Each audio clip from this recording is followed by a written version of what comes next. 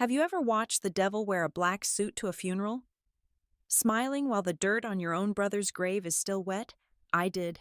Never give your entire life to a husband whose eyes are fixed on a $2 billion fortune instead of his grieving wife.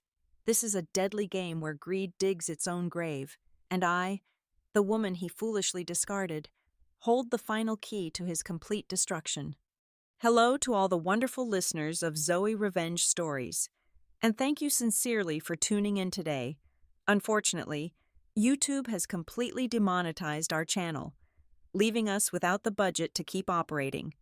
If you find today's story engaging, please consider supporting us with just $1 so we can pay our hardworking staff to cover their living expenses and continue creating these incredible stories for you.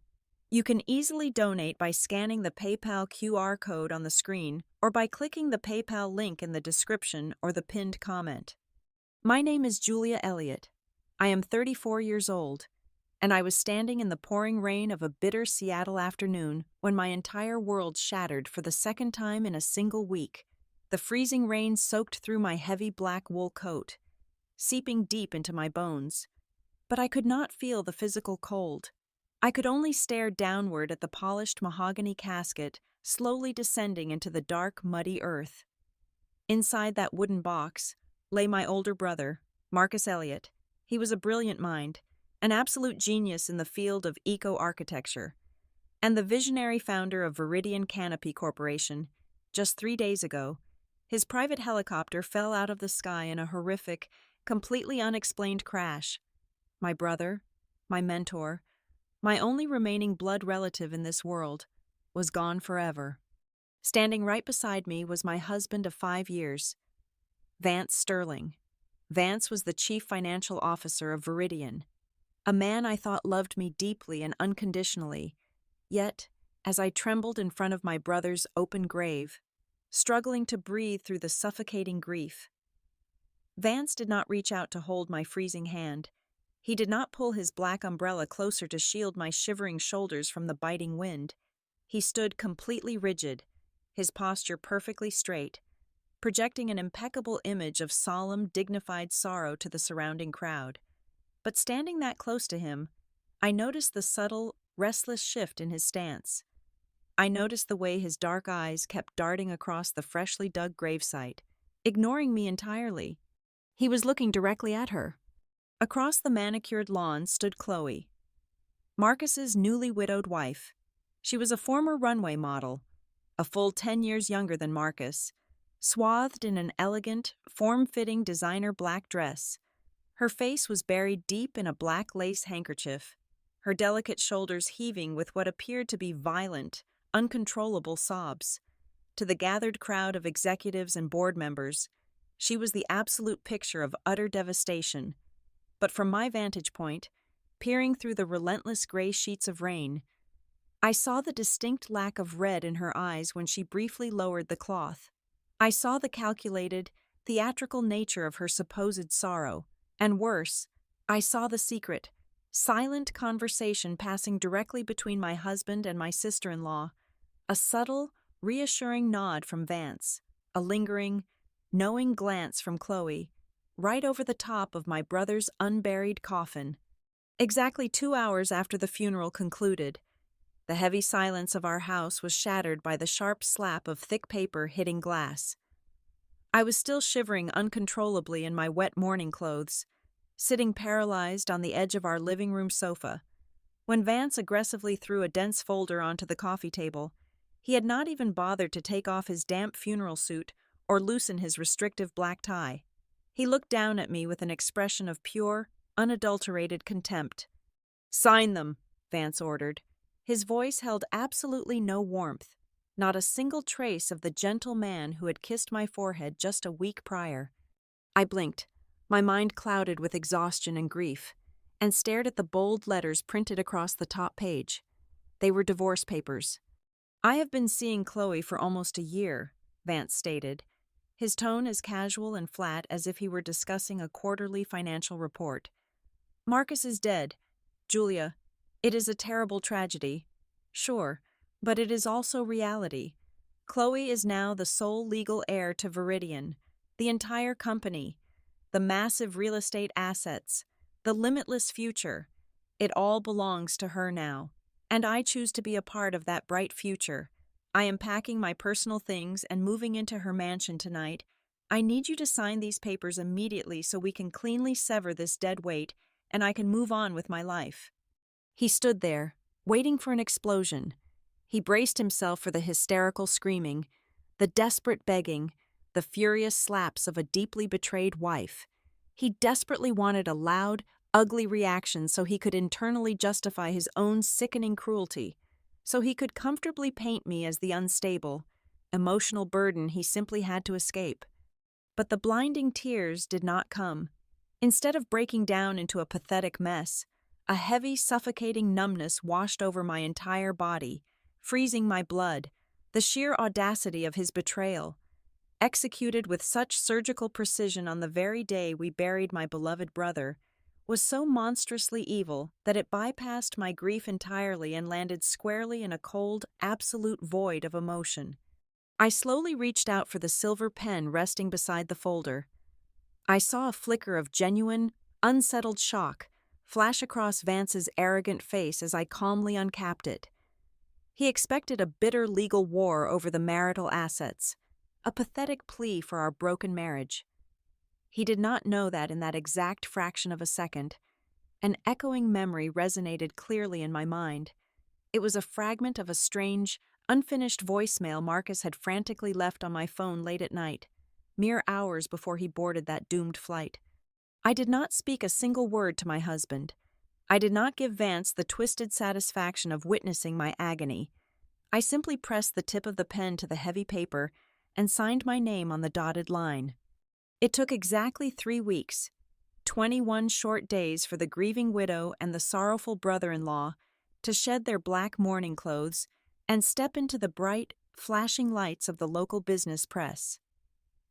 I stared at the glossy cover of Seattle Executive Magazine sitting on the cracked counter of my new, cramped apartment. The headline read, "Leading Through Tragedy, Viridian's New Power Couple." Below the bold letters, Vance and Chloe posed in Marcus's custom-designed atrium. Vance had his arm wrapped protectively around Chloe's waist. They looked less like survivors of a horrible tragedy and more like conquering royalty surveying their newly inherited kingdom. It was a perfectly orchestrated public relations campaign, designed to project stability to the nervous board members and hungry investors. Vance wasted zero time asserting his dominance. Within 14 days of the funeral, he aggressively purged the executive floor. Anyone who had shown absolute loyalty to my brother was terminated, their severance packages signed with zero hesitation. Vance moved his things directly into Marcus's corner office, sitting behind my brother's reclaimed oak desk as if he belonged there. I heard through the industry whispers that Vance was actively preparing a massive corporate merger. He was planning to sell Viridian Canopy Corporation to a ruthless multinational conglomerate for $2 billion. He and Chloe were about to turn my brother's life work into an unimaginable mountain of personal cash. While they were busy celebrating their corporate theft with expensive champagne, I was sitting in a tiny, one-bedroom apartment on the edge of the city. I was completely isolated, but I was not crying. My tears had completely dried up the moment I walked out of my former home. I was driven by a singular, burning obsession, the final voicemail Marcus had left me. I played the choppy audio file over and over in the dark. His voice had sounded frantic, strained by a terrible realization. "Find the music box in the old treehouse," Marcus had whispered, the sound of helicopter blades faintly chopping the air in the background. "Find it before they sell my soul." That sentence was my only compass. The following midnight, I drove an hour outside the city limits to our family's old abandoned estate in the dense suburbs. The massive property was quiet, wrapped in thick shadows and the heavy scent of damp pine needles. I navigated the familiar overgrown path entirely from memory, my flashlight beam cutting through the darkness until the wooden silhouette of our childhood treehouse loomed above.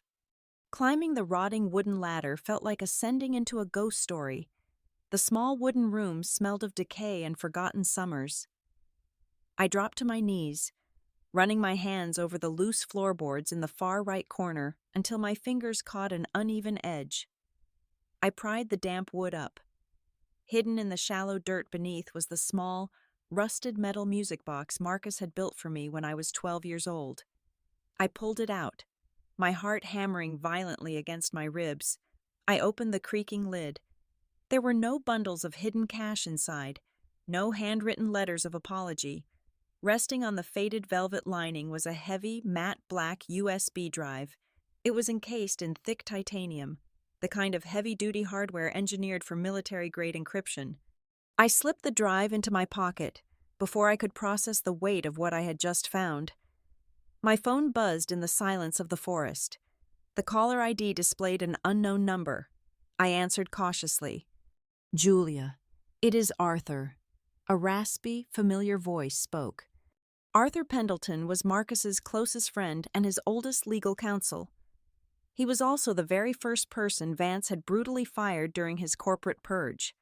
"Arthur," I replied softly, "where are you?" "I am sitting in a diner 2 miles from your apartment," Arthur said, his tone grim and urgent. "You need to come here right now. There are things your brother instructed me to share with you, things that could not be said over a corporate email or a tapped phone line." When I slid into the sticky vinyl booth of the 24-hour diner, Arthur looked 10 years older than he had at the funeral. He pushed a steaming mug of black coffee across the table and looked me directly in the eyes. "Your brother was not a fool. Julia," Arthur said, his voice dropping to a low whisper. "Marcus knew everything. He knew about Vance and Chloe creeping around behind your backs for the last 10 months. He hired private investigators. He had the photographs, the hotel receipts, all of it." I gripped the edge of the table, my knuckles turning completely white under the harsh fluorescent lights. If he knew, why did he not confront them? Why did he not fire Vance immediately? Arthur let out a heavy, bitter sigh. Because the betrayal of the heart was only half of their disgusting plan. Marcus discovered that Vance and Chloe were actively attempting to drain the company from the inside out. They were slowly positioning the assets for a hostile takeover. Marcus needed time to build a trap they could not escape, a trap so airtight that it would destroy them both. And you, Julia, are the one holding the trigger. We left the sticky diner at 2 a.m. Arthur drove us in absolute silence through the freezing rain to his private residence, a heavily secured, fortress-like brownstone situated deep in the historical district. Once inside his basement office, a windowless room lined with thick acoustic soundproofing panels and humming data servers, we began the grueling process. Arthur carefully plugged the heavy titanium USB drive into a standalone, air-gapped computer that was entirely disconnected from any external networks. His wrinkled, experienced hands flew across the mechanical keyboard. It took us nearly 4 agonizing hours to bypass the initial layers of military-grade security protocols. We had to utilize a complex combination of Marcus's private architectural ciphers, the exact geographic coordinates of our childhood home, and my own social security number just to break through the 64-bit encryption wall. When the monitor finally flashed a bright, piercing green and the master folder unlocked, what we found inside completely and permanently rewrote the dark reality I thought I was living in. My brilliant brother had not just been one step ahead of my treacherous husband and his new mistress. Marcus had been playing an entirely different game of chess on a board they did not even possess the intelligence to see. Arthur quickly clicked open a dense, overwhelming labyrinth of legal documents, corporate charters, and heavily encrypted asset transfer logs. The harsh blue light of the large monitor reflected sharply in his wide, disbelieving eyes. Suddenly, Arthur started laughing. It was a dry, incredulous sound that cut right through the heavy tension suffocating the room. He pointed a trembling, ink-stained finger at a digital legal ledger. The document was dated exactly 7 months prior to the fatal helicopter crash. That timeline aligned perfectly with the exact moment Marcus had first discovered the disgusting affair and the systematic embezzlement plot. According to these meticulously drafted, heavily notarized legal documents, the Viridian Canopy Corporation that Chloe had so triumphantly inherited, The very same corporate empire Vance was currently ruling with an iron fist was functionally dead. It was nothing more than a spectacular, hollow shell company. Yes, Viridian still legally held the deed to the sleek glass headquarters towering over downtown Seattle. They still paid the monthly salaries of the low-level administrative staff, and they still held the expensive leases to the luxury company vehicles. But a revolutionary tech empire is never built on ergonomic office chairs and company cars. The true, astronomical value of Viridian lay in its intellectual property, the revolutionary eco-architecture algorithms, the original blueprints and patents for the sustainable canopy designs, and the highly classified, exclusive government contracts worth over $3 billion. According to the screen in front of me, absolutely none of that belonged to Viridian Canopy Corporation anymore. Marcus had quietly, surgically, and perfectly stripped the golden core out of his own company. "Where did he put it all?" I asked, my voice barely a raspy whisper as I leaned closer to the glowing screen, my heart hammering furiously against my ribs. Arthur silently clicked on a heavily encrypted subfolder labeled with a single, peculiar name, Project Emmy. My breath caught sharply in my throat, freezing my lungs. Emmy. It was the silly, deeply affectionate nickname Marcus used to call me when I was a clumsy little girl missing my 2 front teeth, long before he ever became a famous, untouchable tech billionaire. Arthur opened the master folder, revealing the structure of the new corporate entity. Project Emmy was a fully registered, invisible private holding company. It now legally possessed every single patent, every line of proprietary software code, and every lucrative government contract that made Viridian valuable. And then, with a profound sense of awe, Arthur opened the primary ownership charter. There was no greedy board of directors. There were no demanding, shady investors. There was only one single name listed as the absolute, undisputed sole proprietor of Project Emmy and its multi-billion-dollar intellectual property. Julia Elliott. Marcus had secretly given his entire empire directly to me. He had entrusted me with his absolute life's work, legally ensuring that the ruthless parasites who betrayed him would never, ever touch the true heart of his legacy. The sheer magnitude of my brother's protective genius hit me like a physical, heavy blow to the chest. Vance and Chloe had absolutely no idea. They were sitting in my brother's lavish office, proudly drinking his expensive scotch, completely blind to the hilarious fact that they were ruling over a kingdom of ghosts and empty desks. Right at this very moment, Vance was aggressively and arrogantly negotiating the sale of Viridian to a massive multinational conglomerate for an estimated $2 billion. He was sitting in high-level, exclusive boardroom meetings, presenting completely fabricated technology ownership reports, and promising the wealthy buyers exclusive access to revolutionary algorithms he did not actually possess. "Arthur," I said, a dangerous, electric thrill rushing rapidly through my veins, completely replacing the heavy, suffocating sorrow that had weighed me down for the past 3 weeks. If Vance and Chloe sign that final merger agreement, if they officially accept the buyer's money based on the written promise of delivering those patents, Arthur smiled, a sharp, predatory grin that perfectly mirrored the sudden, freezing clarity forming in my own mind. Then they will be selling stolen air. Julia, the exact moment the ink dries on that contract, and the moment the first dollar is wired across state lines. Vance and Chloe will be committing federal wire fraud on a massive, historically unprecedented scale. We are talking about a federal crime that carries a mandatory sentence of up to 20 years in a maximum security federal penitentiary. They will be actively defrauding a powerful multinational conglomerate and the United States federal government simultaneously. The trap was not just set. It was an absolute legal masterpiece. Marcus had built a perfect, invisible guillotine, and my arrogant husband was eagerly marching right toward it, proudly dragging his new bride by the hand. They genuinely thought they had buried my brother and easily discarded me like trash. They firmly believed they had won the ultimate golden prize, but they were eagerly preparing to sell a $2 billion lie.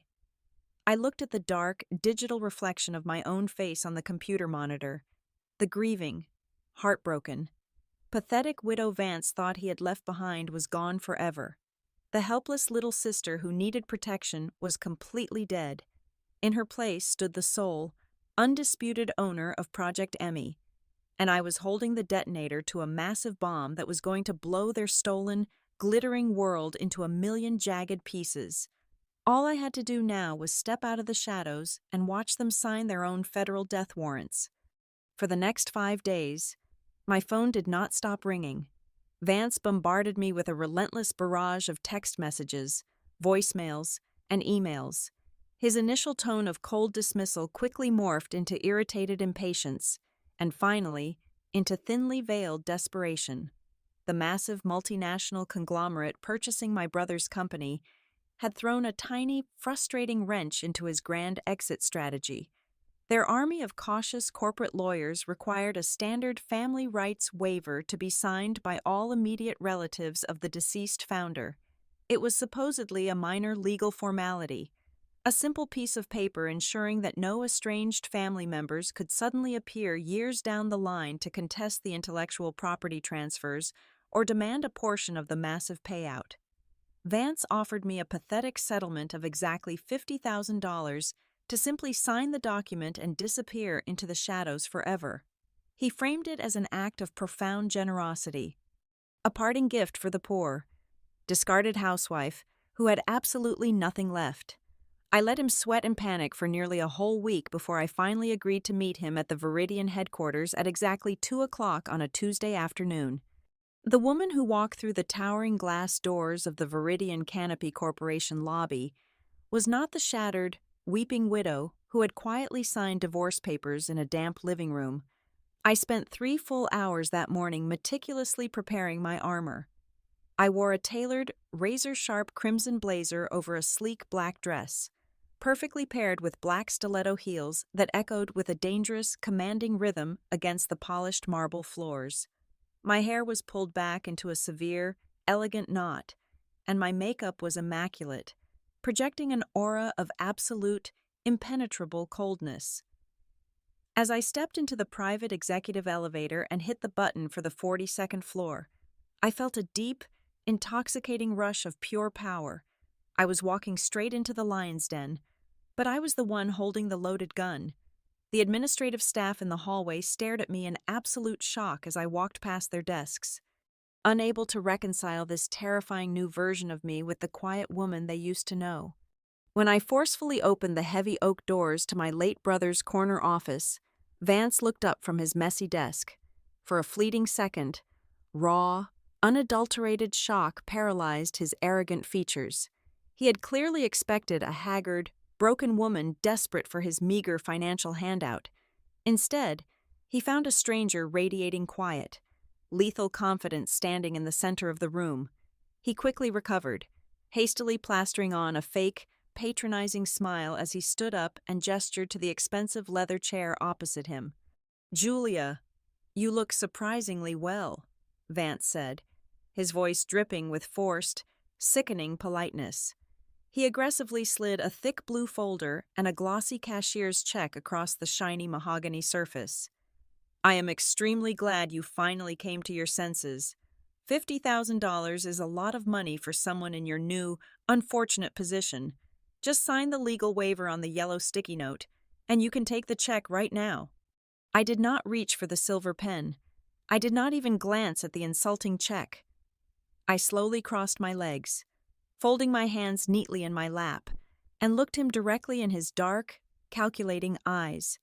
The air in the spacious room grew suddenly thick and suffocating, charged with a strange, invisible electricity. "I have been doing some extremely light reading about the upcoming merger. Vance," I said, my voice perfectly level and terrifyingly calm. "Selling Viridian for $2 billion is quite the magnificent achievement, but I am genuinely curious. Are you absolutely certain the core algorithms and the original eco-architecture patents are fully transferable under the current corporate structure? You know exactly how obsessive Marcus was about his intellectual property and his personal security." Has the legal chain of custody for those specific patents been thoroughly vetted by your wealthy buyers?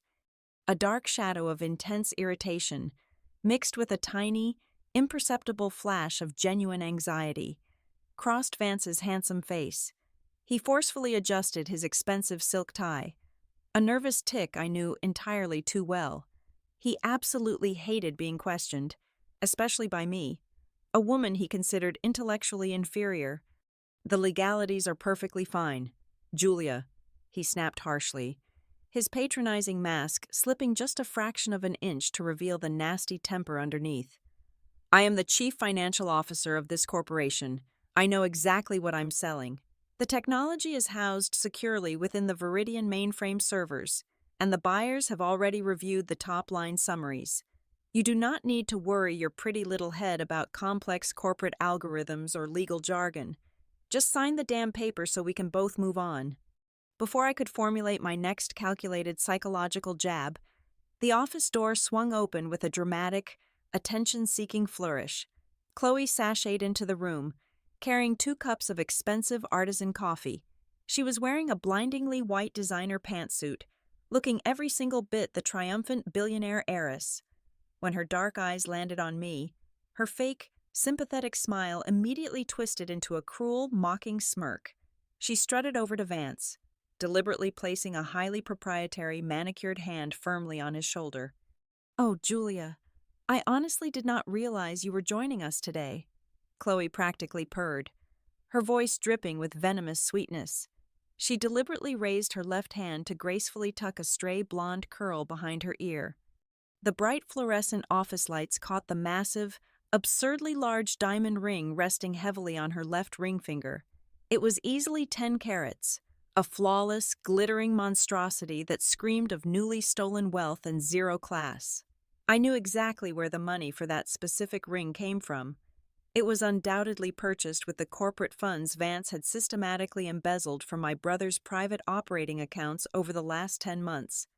I truly hope you are not giving poor Vance a hard time over a simple, meaningless signature, Chloe continued relentlessly, looking down her perfect nose at me as if I were a piece of disgusting dirt on her expensive shoes.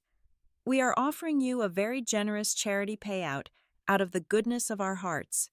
You really should take the $50,000 without complaining. It will definitely help you furnish that sad, tiny little apartment you are currently renting. It is finally time for you to accept reality and let the real adults handle the bright future of this massive company. Vance smirked proudly, clearly emboldened by his new partner's vicious, unrelenting attacks. He tapped the blue folder impatiently with his index finger. Chloe is completely right. We have the massive signing ceremony with the buyers tomorrow morning at the Grand Hotel. I need this minor, frustrating annoyance cleared up today. Sign it right now. Julia. I looked at the glittering diamond on Chloe's finger, then at the arrogant, impatient face of the man I had once loved with all my heart. My heart did not break. It did not even flutter. It turned into a block of solid, impenetrable ice. I slowly stood up, gracefully smoothing the invisible wrinkles from my crimson blazer. I calmly picked up the blue folder, feeling the incredibly heavy weight of their impending absolute destruction resting right in the palms of my hands. You are absolutely right, Chloe. I smiled softly, offering them a genuine, terrifying expression of pure joy that made both of them suddenly, inexplicably uncomfortable. This is a truly monumental occasion. It is a historic, life-changing moment for Viridian, and I truly believe I should not treat it like a cheap, dirty backdoor transaction. I want to honor Marcus properly. Vance frowned deeply, his dark eyes narrowing in deep, sudden suspicion. What exactly are you talking about? I am not signing this incredibly important document in a dusty office today, I declared firmly, turning my back on them and walking purposefully toward the heavy oak door. I paused with my hand firmly gripping the brass handle and slowly looked over my shoulder, locking eyes with my ex-husband one last time. I will bring the signed waiver directly to the press conference tomorrow morning. I want to see you both sign that $2 billion merger agreement in person. I would not miss your big, triumphant moment for anything in the entire world. I walked out of the office, the sharp sound of my stiletto heels echoing like a deadly ticking clock in the silent, sterile hallway. I had just locked the steel cage, and they were completely, blissfully unaware that they were already dead inside it. The grand ballroom of the Emerald Palace Hotel was suffocatingly bright, drowning in a relentless sea of flashing camera bulbs and the heavy, intoxicating scent of imported white roses. It was exactly 10 o'clock in the morning on a Thursday, the precise hour my husband had chosen to permanently erase my brother's legacy and crown himself the undisputed king of the global tech industry. Hundreds of elite journalists, wealthy venture capitalists, and powerful corporate board members packed the lavish space, holding crystal flutes of the most expensive champagne available in Seattle. At the front of the massive room, elevated on a sleek, dramatically lit platform, sat a long, polished oak table. Vance and Chloe were holding court like absolute royalty. Chloe wore a dazzling, custom-made gold silk gown that caught every single flash of the ravenous cameras. The massive 10-carat diamond ring on her left hand practically blinded anyone who dared to look directly at it. She was smiling brightly, playing the role of the visionary heiress to absolute perfection. Vance stood tall beside her in a perfectly tailored midnight blue tuxedo, radiating the smug, untouchable aura of a man who had just won the ultimate lottery. Beside them sat the chief executive officer of the acquiring multinational conglomerate, an older, intimidatingly stern man holding a heavy gold fountain pen. The giant digital clock projected on the massive screen behind them read 10:14. In exactly 1 minute, that gold pen would hit the heavy parchment of the final merger agreement, officially authorizing an irrevocable wire transfer of $2 billion into Vance and Chloe's joint offshore bank accounts. I stood perfectly still in the shadowy foyer, just outside the massive double doors, Arthur standing a rigid half-step behind me. My heart was not racing. It was beating with the slow, terrifying, and methodical rhythm of a ticking time bomb. Through the narrow crack in the heavy doors, I watched the buyer lean forward, adjusting his expensive reading glasses as he hovered the gold nib over the final signature line. The crowd hushed in eager, breathless anticipation. The silence in the ballroom was incredibly heavy, pregnant with the immense weight of $2 billion changing hands. I placed both of my hands flat against the cold brass handles and pushed. The massive wooden doors swung wide open with a resounding, hollow thud that echoed sharply and violently through the cavernous ballroom. Hundreds of heads snapped toward the back of the room simultaneously. I walked straight down the long center aisle, my black stiletto heels clicking sharply and rhythmically against the polished marble floor. I did not look at the frantic journalists. I did not look at the whispering investors. I locked my eyes directly on Vance. The arrogant, triumphant smile completely vanished from his handsome face, replaced instantly by a pale, sickly shade of absolute, unadulterated panic.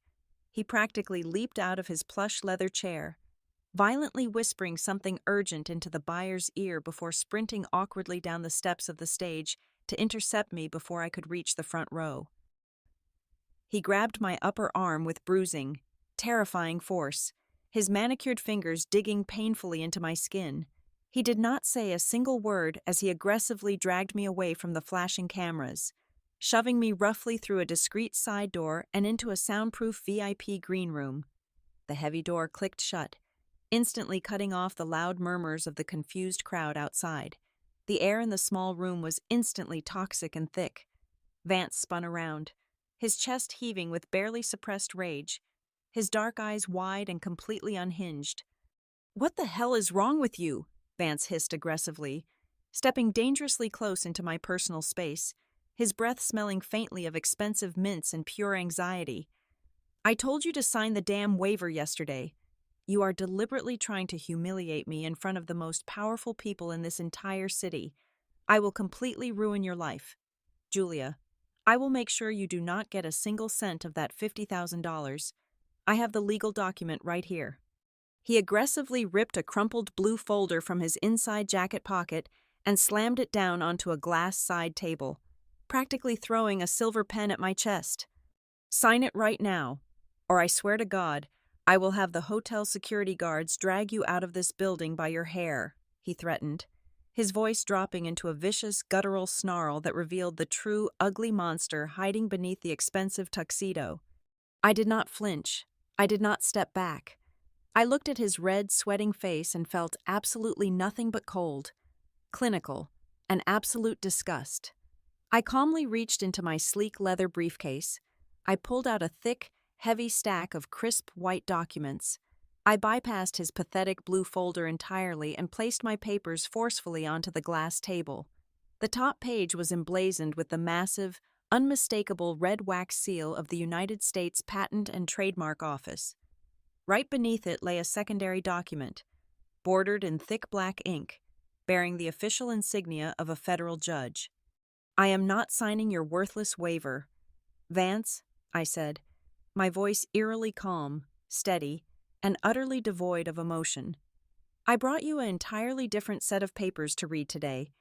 This is a comprehensive, certified intellectual property ownership audit, and this is an emergency federal injunction, ordering the immediate freezing of all assets associated with Viridian Canopy Corporation."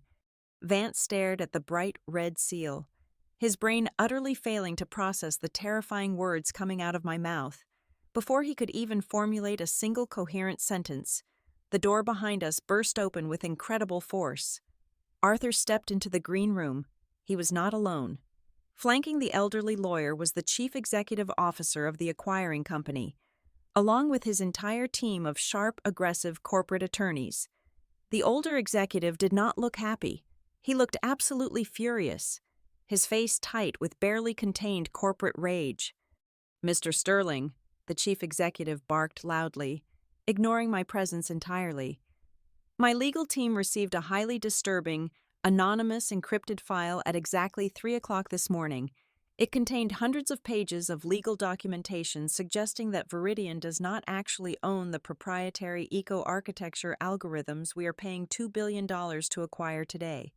It stated the patents were legally transferred out of the company over 7 months ago." Vance let out a loud, incredibly forced laugh, his eyes darting frantically between the furious executive, the sharp lawyers, and the terrifying documents sitting firmly on the glass table. "This is completely absurd. This is a pathetic, desperate sabotage attempt by my bitter ex-wife. She is mentally unstable and grieving. The technology is entirely ours. It is fully integrated into the Viridian mainframes right now. We own every single line of code." "Then prove it immediately," the chief executive demanded coldly, crossing his arms over his chest. "I am not authorizing a $2 billion wire transfer based on your empty words. Log into the master server right now and show me the source code ownership registry with my own 2 eyes, or this entire deal is dead." Vance wiped an incredibly thick bead of sweat from his forehead. His arrogance was deeply shaken, but his colossal ego convinced him this was just a minor technical misunderstanding that he could easily bluff his way out of. "Fine, I will show you right now. It is incredibly simple." He aggressively marched over to a high-end computer terminal sitting in the corner of the green room, quickly hooking it up to a large wall-mounted monitor so everyone in the room could see clearly. His fingers flew across the mechanical keyboard, confidently typing in the highly restricted master administrative credentials he had stolen directly from my brother's desk after the funeral. The screen flickered momentarily, displaying the familiar, sleek Viridian corporate logo. Vance hit the enter key to access the core vault. The room fell incredibly, violently silent. We all stared unblinking at the massive monitor. Instead of the complex, flowing lines of proprietary architectural algorithms he expected to see, the entire screen flashed a blinding, aggressive neon red. A single, glaring line of bold white text appeared directly in the dead center of the monitor. "Access denied. Legal ownership belongs exclusively to Project Emmy." Vance froze entirely, his hands hovering uselessly and pathetically over the mechanical keyboard. He forcefully hit the refresh button. The blinding red screen remained. He frantically typed the long password again, his breathing growing incredibly rapid and shallow as panic fully set in. The screen flashed again. Access denied. The terrifying words echoed like fatal gunshots in the quiet room. He slowly turned around, his face completely devoid of all color, looking exactly like a man who had just proudly stepped off a massive cliff and finally realized there was absolutely no ground beneath him. The dead silence in the small green room was absolute, heavy, and suffocating. It was suddenly broken by the sharp, decisive sound of the chief executive forcefully snapping his thick leather briefcase shut. He did not yell. He did not throw a tantrum. He simply pulled his sleek cell phone from his pocket and firmly dialed a number. "I am officially canceling this entire merger effective immediately," the executive stated coldly, his piercing eyes locked directly on my trembling ex-husband. "And I am directly calling the Federal Bureau of Investigation right now to formally report an attempted multi-billion-dollar corporate fraud." Chloe let out a sudden, blood-curdling shriek. The flawless, arrogant mask she had perfectly maintained for months completely shattered into a million jagged pieces. The horrific reality of her situation hit her all at once. She aggressively lunged forward, her expensive manicured nails violently grabbing the lapels of Vance's custom midnight blue tuxedo. "You told me we owned everything!" Chloe screamed hysterically, her beautiful face violently contorted in pure, ugly terror. "I signed dozens of personal financial guarantees and federal tax documents this morning. I am legally responsible for this massive fraud. You completely lied to me, you stupid, arrogant fool." She began wildly scratching and hitting his chest, entirely forgetting her elegant, untouchable persona, turning into a frantic, trapped animal. It took less than 20 minutes for the Grand Hotel to be completely swarming with federal agents. The hundreds of flashing cameras in the main ballroom that were supposed to capture their glorious corporate triumph instead documented them being aggressively handcuffed and shoved into the back of dark, unmarked government vehicles. But before that public humiliation, the federal agents burst into the green room with their gold badges raised high. Vance did not even try to fight back. His legs completely gave out beneath him. He collapsed heavily onto the plush carpet, his pristine tuxedo violently wrinkling as he fell perfectly to his knees. His dark eyes, now completely filled with tears of absolute, unfiltered terror, desperately found my face. "Julia, please," Vance sobbed violently, his voice a pathetic, trembling, high-pitched whisper. "Please tell them this is just a massive misunderstanding. Tell them we can work this out internally as a family. Do not let them take me away. I am facing 20 long years in a federal prison. You cannot do this to me." I slowly walked over to the pathetic, trembling man who had callously thrown divorce papers at me on the absolute darkest, most painful day of my entire life.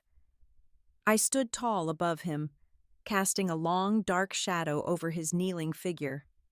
I leaned down, looking directly into his red, crying eyes without a single ounce of pity. "You were entirely right, Vance," I whispered softly, my voice completely steady, calm, and as cold as solid ice. "The world absolutely belongs to those who know how to look toward the future, and your future is securely locked away behind thick iron bars." I turned my back on him and walked straight out of the room alongside Arthur, leaving my treacherous husband and his screaming bride to the unyielding grip of the federal agents. Exactly 1 year later, absolute justice was served. The federal court found both Vance and Chloe unequivocally guilty of massive corporate wire fraud and severe criminal embezzlement. They were both sentenced to serve 20 hard years in a maximum security federal penitentiary without the possibility of early parole. Every single luxury car, every piece of incredibly expensive designer jewelry, and the massive mansion they had proudly stolen from my brother were completely seized by the government and liquidated to compensate for the extensive financial damages they had caused. Today, I stood in my massive new corner office on the 60th floor of the tallest skyscraper in downtown Seattle. The heavy pouring rain that had defined the darkest period of my life had finally stopped, replaced by a brilliant, endless blue sky. I rested my hands on the cool glass window, looking out over the sprawling, beautiful city. I was no longer the quiet, discarded housewife crying in the shadows. I was no longer the helpless little sister hiding behind her brilliant brother. I was the absolute, undisputed chief executive officer of Project Emmy, the true parent corporation of the greatest eco-architecture empire in the entire world. I was a true queen born entirely from the ashes of their ultimate betrayal, and my reign had only just begun. Thank you so much to every single wonderful listener for staying with me until the very end of this incredible journey. Please let me know in the comments below where in the world you are currently listening from today. If you truly enjoyed today's story and want to help our channel survive, please consider donating just $1 to our dedicated team. Your incredibly kind contribution allows us to pay our hardworking staff, help them feed their families, and keep creating more amazing stories to serve you. You can easily donate by scanning the PayPal QR code currently on your screen or by clicking the convenient PayPal link located in the description or the pinned comment below. Thank you again, and have a beautiful day.